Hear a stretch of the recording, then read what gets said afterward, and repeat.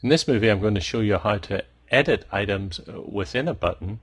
But first of all, I'm going to do something that I haven't showed you, and that's how to add sound to it. So we're going to add a sound so that when you click on these buttons, we get a little bit of sound. I'm just going to go into normal mode here so that we can just see everything over on the screen here. And I'm going to add a sound. I've got one out here called swoosh, and I'm just going to drag it onto the screen.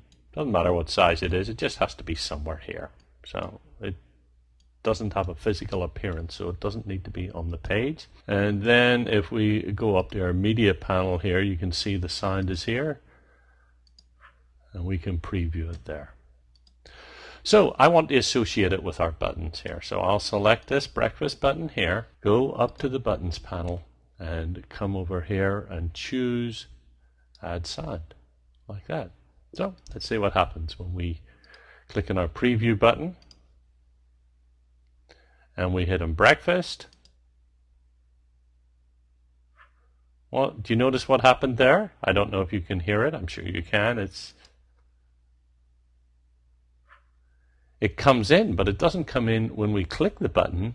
It loads everything else and then makes a sound. So what you've got to do is select the button again over to our timing panel, and then we can just drag it up and associate it with these two items so that it comes in right away. So coming in here, click on the button, and it gets to come in exactly the same time as these two items load. Obviously, I just come in and associate it with these three, but we're going to move on and I'll show you a couple of editing things here. So let me come in and check how we edit a button. I'm going to go to my layers panel and I'll just turn everything off except for dinner here. Now, if I want to edit text, it's fairly straightforward. I could just double click in here and then I can just change it. If I had a spelling mistake, I could just go and edit it. But what if I want to change the photograph here?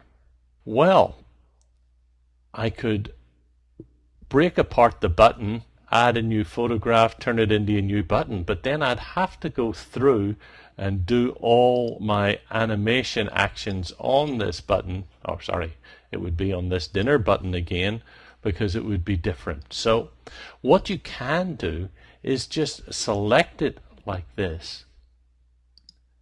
Come over, oops, the layers got moved up there, move it back. Select our layers here. I'll come down and here we have the dinner photograph. So it's selected like this.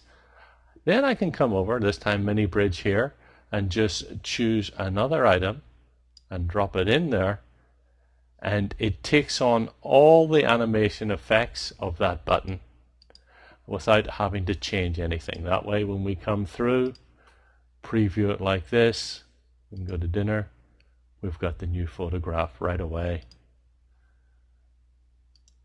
I've got the layers turned off, that's why nothing else is working at the moment. So if you do want to edit an image, you can always just select it. Always use your layers panel so to make sure it's selected like this, and you can even change how it works in a different mode, whether it's over or under. At the moment it's in the over mode here, but if I wanted to edit it in the normal mode, I could come in and change some of the effects, for example the opacity, and it would work. So this is a great advantage of the changes that they've made to layers in InDesign CS5.